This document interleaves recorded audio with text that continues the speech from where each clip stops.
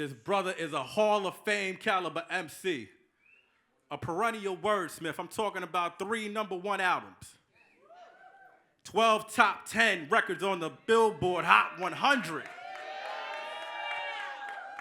6-time Grammy nominee. New York City. Let's bring out Big Sean. And they prescribed me magnesium for 2 weeks. Went back to the regular doctors and they said, damn, looks like we don't need to proceed. That's how I know that Western medicine weak. Man, lucky me to be the chosen one. It's safe for the special occasions. I'm so sorry that this shit took so long for me to get here, y'all. I'm not from New York, so I underestimate just where I'm at. I don't be knowing, but I do gotta say I appreciate y'all taking the time coming out today. They all out here for you, brother. I know that we don't have the most time, and I'm super. What's up, everybody up top too? I didn't even see y'all up there. What's up? But I just want to say it's been a true pleasure, just to be doing this still, to be able to, live the life I live.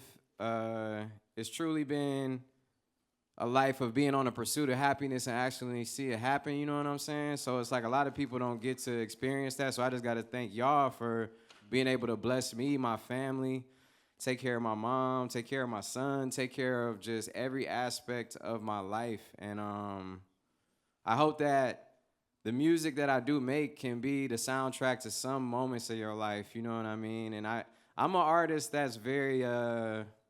I have a lot of layers to myself when it comes to like the music I like. So I make a lot of type of different music. You know what I'm saying? I make music that can sometimes be more introspective because I'm an introspective person. I wake up, I meditate every day. I journal every day. That's like I pray. I do all these things, right? I'm an introspective person and I try and dig. And sometimes I go so deep in my head and so deep into like my soul that it gets like, that's why I'm such an emotional person too, because I go deep, you know what I'm saying? And then when it's and then I like having fun and shit too. I like just like fucking around and like, having a great time. So, and everything in between and expressing what I've learned and expressing through going through situations. So this album, Better Me Than You, is such a pleasure to present to you guys, just because the album itself is just when you are the person that has to go through so much in your life, or the person that has to break a curse in your family, or a generational, situation, or just the one that has to take on the extra pressure, the one who has to provide, or the one that, and I feel like everyone in here goes through a sense of that, or a moment, or moments of that. And it's that, the only reason that it ever happens is to you is because you're the one that can handle it. It's better you than anyone else. You feel what I'm saying? So for me, even the album cover is just like, that concept feels like better me, that I get to go through it all. And when it's all said and done, this enormous light is what's coming out of my soul. You know what I'm saying? So how did it feel, album number 6, first one in 4 years? Finally, the fans get to listen to it. Yeah. It feels exciting. It definitely feels exciting. And, I'm just tired of, I'm kind of tired of playing the game, in the sense of what I mean by that is, I just want to put my music out and, do it how I want it. And, sometimes I have to sit in meetings and they be like, oh, you need a radio this, or you need that, or you need this, or, I was working on a new song with Nicki Minaj that didn't get done for this, and not to I'm not trying to just spoil things too much, but it was things like, oh wait, this and that, or there was another song that I really wanted to get done as well, this and that, and it was I kept pushing it back, and it's like, I need to just do what I fucking feel, dog. Just go with your flow, man. And you could keep. You could keep feeding music. This isn't the end-all, be-all. So for me, it was just like, I just want to go because it was too much of a burden, just carrying all this music. I just want to get it out in the world. And to me, it's songs I believe in. I don't know if they fucking top 10 hits. I don't know. I don't fucking know, man. I just know that some of these songs, all of these songs, are just songs that I was feeling and I did it. And I think it's a progression of me as an artist. I think it's some of my best raps, and it's just a great balance. So yeah, I don't know. When do you feel like you had that let go and let God moment happen for you for this album? Because I know you had some hurdles, especially when you think of Detroit too. The pandemic was a thing. Yeah. This Then, album, yeah, and then the irony is me having COVID last week because I was trying to do a lot yeah. of things in preparation of this album, and then COVID completely slowed me down, and I was gonna push it again, and then I was just like, man, I'm gonna just go. So I really appreciate everyone who does show up and everyone who is listening, because, you know, I really was low on strength. A lot of people saw a clip that got posted to me where I was like getting emotional. It's because I was so fucking tired. I was just like still feeling sick, still this, but I was just trying to make too many. And I'm writing my first book as well, so it's like that on top of that. And it's a book. It's a book I'm very proud of. So you can imagine what it's like writing a book and writing an album and doing all these things. And it's a self-help book that I am super proud to give to you guys. And I hope you could pre-order it now. It's called Go Higher. And you can pre-order the album as well. I love that. Mm-hmm. I don't know if I ever showed you. I haven't seen you in 4 years. So I don't know if you see this tattoo right here. Yeah, the Gohan Super Saiyan 2. There you go. Okay, you going crazy. You feeling that. And I Yeah. know, like, you're a big DBZ fan, man. Talk about, like... Anime in general, but yeah, DBZ, yeah. Talk Akira about... Toriyama's my favorite, yeah. I was just going to say, after he passed, man, talk about, like, how anime shaped you. Anime was like it's like when you grow up in places like New York, right, or Detroit, or, you know, all of these places that we from, it could be depressing, you know what I'm saying? And it was just refreshing to see in Dragon Ball and a lot of animes and Star Wars when the odds are impossible against somebody and they rise above them by pulling on the power within, you know what I'm saying? That's the reason I always loved it, because it was like, and just to be frank, they would be like, you monkey, you know, and it's like, oh shit, you know. It was kind of like a lot of like, you know, Yeah. The reasons why a nigga from Detroit could relate to something like that, you know what I'm saying? So it was just great to see people rise above with their own power and just keep knocking down, you know, those barriers. So I also had people in real life that were like that in a sense too. So I was blessed enough to have these guardian angels that spoke through my grandma, speak through my mom, speak through my friends, speak through, and to this day, you know what I'm saying? To this day, man, I just am like super grateful for that. And that was one of the reasons why I had to write a book as well, because it was like, you know, everyone may not have those same guidances and things and secrets and mindset practices to get from point A to point B to point C to point D. A lot of us are really going through some shit, you know, and we got to realize that life is such a short amount of time. It's like, you know, it's a blip in time, and we can't look back wishing we woulda, coulda, shoulda did anything, man. So we got to enjoy our time and just get to it, you know. Amen. Yeah. I love that you're coming out with a book. I know one of your favorite books, The Four Agreements. Yeah. One of them is don't take things personally. I know. It's very hard to live by that one. I was gonna say, how have you learned to not take things personally, especially like, I don't know why I feel like this is a new thing to try to discredit what you've done. How have you been able to like move past the noise? It's super hurtful. It's super hurtful, you know. I've sold like it doesn't matter how much I've sold, but it's like I've done things incredible for my family. I've sold over 185 million records, bro. And like, let them know. I'm not trying to brag or anything, but it's it does get insulting a little bit, because a lot of people did get, you know, I was there for a lot of important things, and I'm not trying to say I deserve this or I deserve that, but it's just like, do I take it personally? Yeah, sometimes I do take it personally, because I'm a person who puts my heart into this shit. My heart is wide open. Like, I put my shit into the music. So, but I also take the love personally, too. I also take the people who got love for me and understand that, bro, I'm not making music to be critiqued. I'm just making music to express myself and have a good time. Right. So it's like when you know, if I was trying to make it like in the sense of like being critiqued, it's like that shit just would take all the fun out of it. And I'm just over that, you know? So to me, how do I not take it personal? I do take it personal sometimes. And, you know, it's definitely stressful at times. Right. Yeah. Well, another... Just to keep it real. Yeah, and we always respect that, man. Another principle in that book is always do your best. Mm-hmm. And always do your best. Yeah. Always do your best. And I wonder, with this album, when did you realize, like, yeah, this is it. This is my best right here. It wasn't a realization. It just, I feel like as I progress, I get, you know, I get better at whatever it is I do, you know.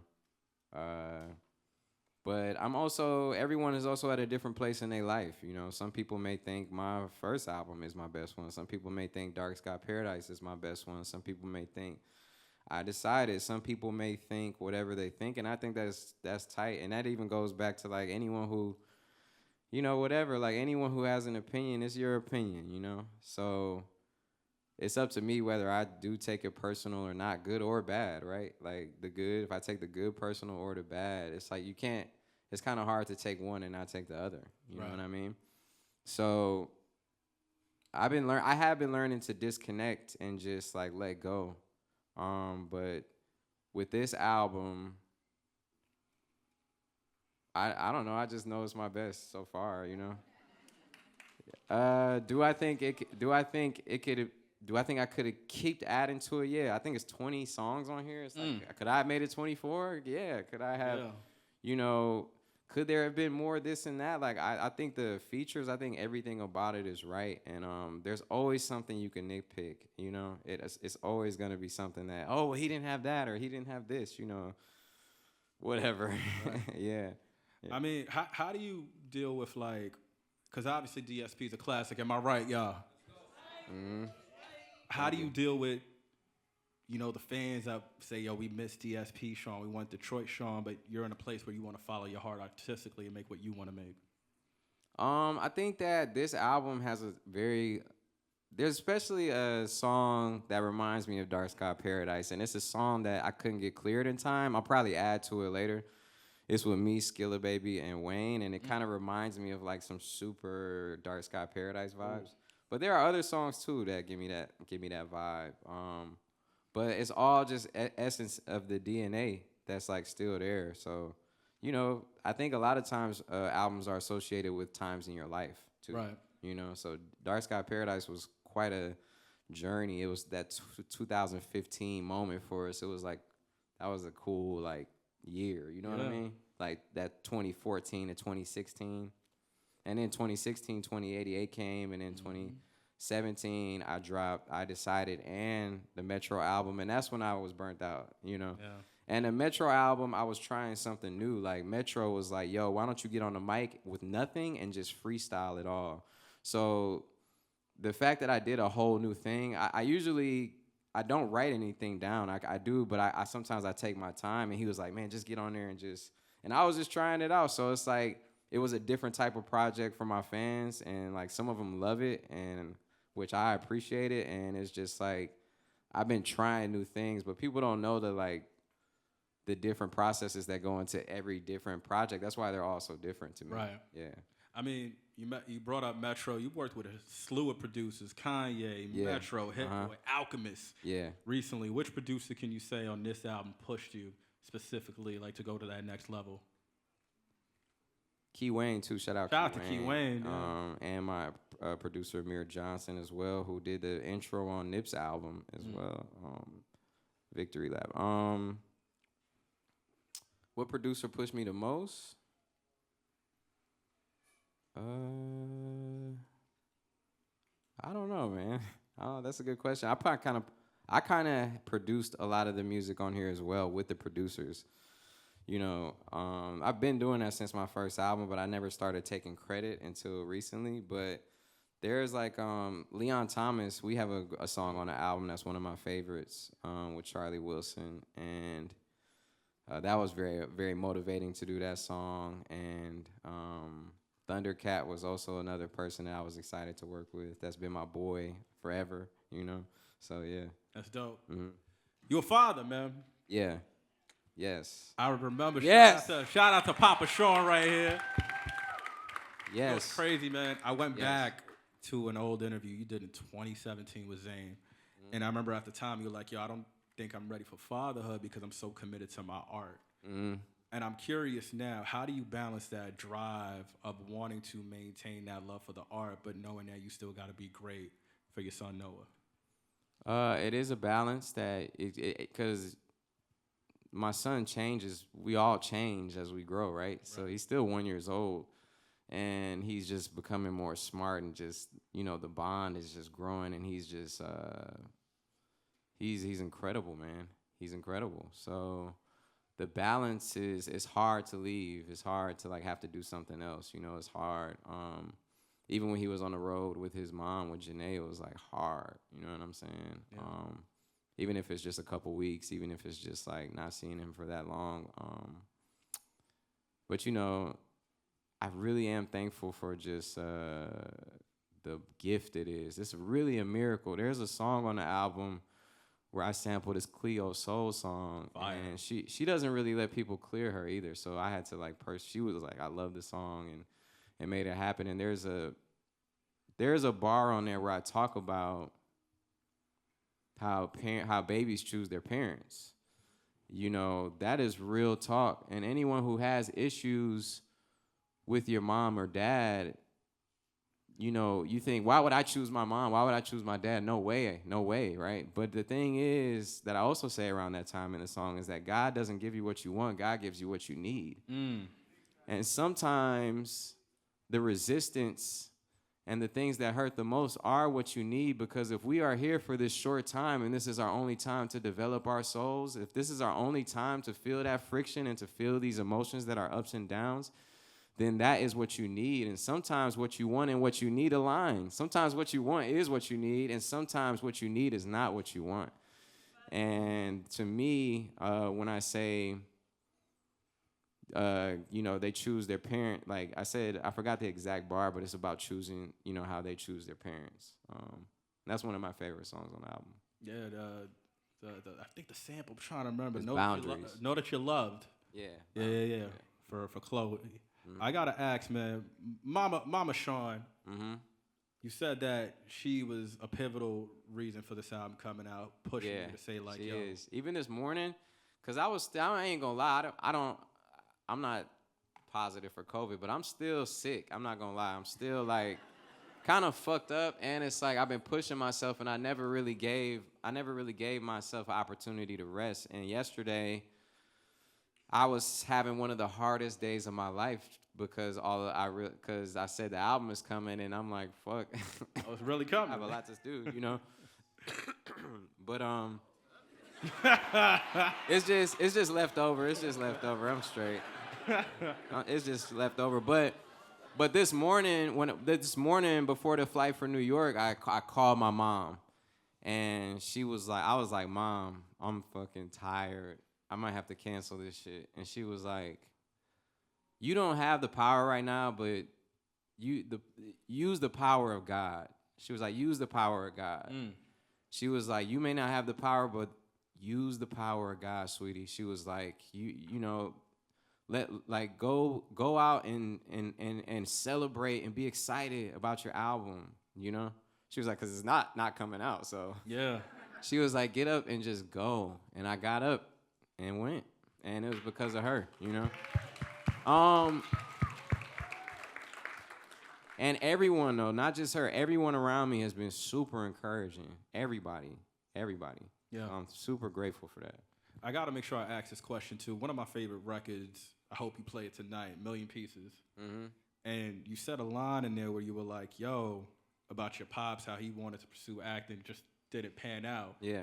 When he sees you being able to accomplish your dream as a rapper, how much is that of a win for y'all both? You gotta ask him that, honestly. I think he always shares in my wins, and he's super supportive. And he used to sign all his cards saying "Love from Big Jim." You know, I'm like, damn. I wonder if I really got that from him. So to me, he definitely lives through my success. And my dad has been having some success as an actor. You know, he's been like he'd be like, man, you inspire me, son. Like he's been doing plays and things around the city. So when I wrote that bar, that was just how I was feeling. But he's actually made a lot of progression as an actor as well. My dad has done a lot of commercials and things of that nature, and he's doing good. Shout out to Papa Sean. Yeah. You mentioned the Boundaries record. Hopefully you play that too. When did you intentionally start setting boundaries for yourself? I'm still learning that. You know. It's key to live a successful life, and I hope y'all know that success doesn't equal anything but happiness. It's key to live a happy life, and sometimes everyone isn't gonna get that. Sometimes everyone isn't gonna get you when it comes to setting boundaries. But you'll be able to bring such a enormous amount of energy to whatever it is you're doing, and just a different vibe to everything that's better. That's not so wiped out and like trying to please everybody. You know, that's a business that no one ever really is successful in, trying to please everybody. It's right. like, for real. Before we get to the music, just a few more questions. I gotta pose you this, man. I know you and Jhené playing Mama and Pop. Y'all also had a 2088 album. Right. Are y'all focused on being Mama Pop, or can that creativity maybe come back into an album for 2088? You know, the thing about 2088 is she was down for the idea. It was my idea after we did the songs we did. And she let me take full control as far as like writing her parts, and like, you know, she writes all her music, by the way. You know, she's like a one of these coldest writers. But she gave me like free reign to write that project. So that was like a whole R&B project that I did. And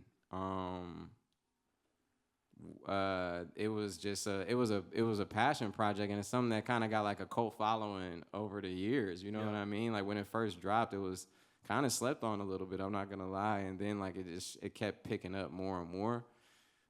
So yeah, of course. I mean, that's like, you want to know, like, yeah, there was a 2088 idea that I thought fit better on my album, but I just couldn't get it done in time. But then I'm like, man, I have 13 songs with Jhené, like, and we're working, and that's 2088 is like is a part, you know, that's the intention, to do more. So hopefully I can still add the song to the album later too, you know, if it works like that. Maybe we'll just save it for 2088, who knows. But yeah, you know, it's great. She's been very supportive of me and very like understanding and all of that. You been sitting on Dilla beats. Yep. What's the chances of a Dilla beat being on this album? A Dilla beat being on this album? There was a Dilla beat that I had that I was gonna use that I ended up throwing out. It was that it was a freestyle I did called The Whole Time. But I love rapping on Dilla beats. That's like one of my favorite things to rap on. I rapped on one with Bryson Tiller as well.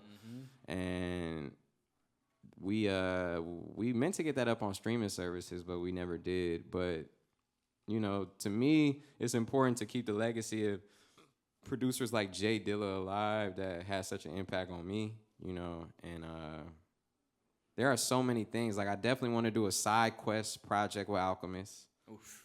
You know, I definitely want to do, you know, 2088. I definitely want to do more my albums. I definitely want to like link up with certain producers, and there's a lot to do, man. So it's like, I'm gonna just keep going. And yeah, like I said, this project is a beautiful piece of work to me. It's a lot of new people that I haven't collabed with on here as well. So I hope people fuck with it. Okay. Yeah. Okay. Y'all ready for some fan questions? We're gonna get a little 2 or 3 in here. Then we're gonna get to the music, of course, which y'all been waiting for. We got a question from Arden. Okay. If you had the chance to meet your younger self when you started rapping, what advice would you tell yourself right now? Well, that's what I decided was kind of about that concept. But if I could just tell my younger self, I'd just be like, man, quit worrying so much, bro. Don't worry so much. You know, I used to always live by what's the worst thing that could happen, and it's like, why wasn't I just thinking what's the best thing that could happen? And Amen. shit, it's like when the worst things do happen, you still you. You still you, man. I love that. Xavier wants to know, what's your favorite inspirational quote? My favorite inspirational, I don't know about quote, but like the idea, I already said it, is God don't give you what you want, God give you what you need, because it applies to me almost every day sometimes. And like I said, sometimes what you want is what you need, and sometimes what you need is not what you want. But if you really believe in that faith, like I'm blind behind the miracles I've seen, bro. I'm blind behind it. Like I've seen it, a miraculous life, you know what I mean? So to me, that is a quote I like always remember. God don't give you what you want, God give you what you need. I like that. And lastly, Parrish wants to know, musically, what would you like your legacy to be? Me, you know, shit. I want my music I want it to be told through the stories of people, not just what I think, you know? I want it to be an honest overview. Yeah. Amen. Yeah. You know, the thing about a legacy is, man, I probably won't even be here to see it. So it's like you got to live in a moment, man. It's like I do care about that, but at the same time, you don't rob yourself of the present moment. That's why it's called the present, man. It's a gift, you feel me? So, like, be in it. I was going to say, knowing that you've always been a super manifester, is this the career, looking back, like this is what you manifested when you look at it today, where you are? I guess so. I mean, yeah, it is. It definitely is. It could have went either way, man. That's one of the things that I always realized, that it could have went either fucking way, bro. So I'm super grateful to just everybody who played a part. You know, this is like, I never take it for granted. So, yeah.